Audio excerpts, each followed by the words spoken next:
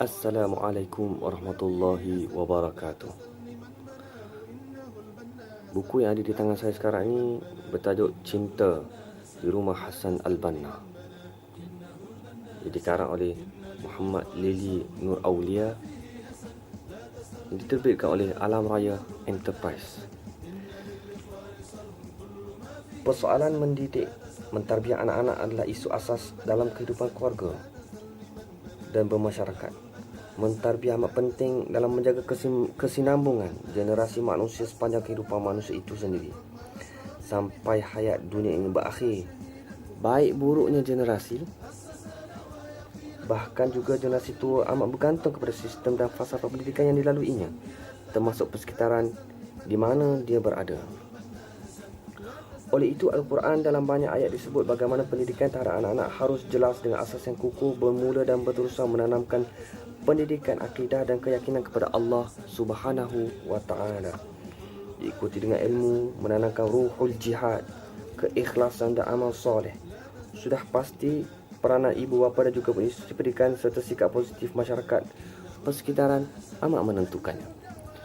Jadi buku ini merupakan suatu buku berkenaan bagaimana seorang mujahid agung bernama Hassan Al-Banna mendidik anak-anaknya, mendidik keluarga.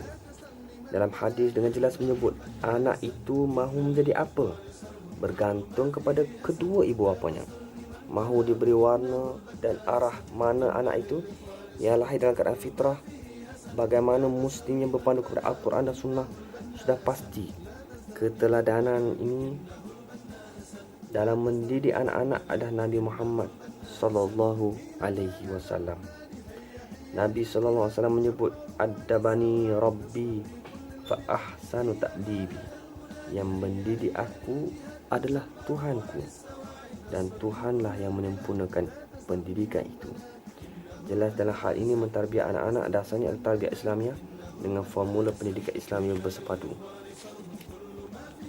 Jadi Syahid Hassan Al-Banna sebagai pewaris Nabi dan ulama mujtahid penyambung tugas menyampaikan risalah Islamiah ini telah mengamalkan semaksimal mungkin bagaimana praktikal dan amalan mendidik anak-anak yang beliau telah lakukan sendiri. Di dalam buku ini terbagi kepada beberapa bab. Bagaimana ayah, begitulah anaknya.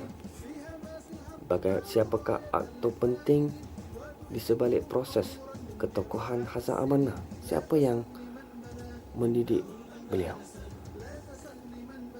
Aku ingin menyampaikan dakwah ini hingga kepada janin di perut ibunya.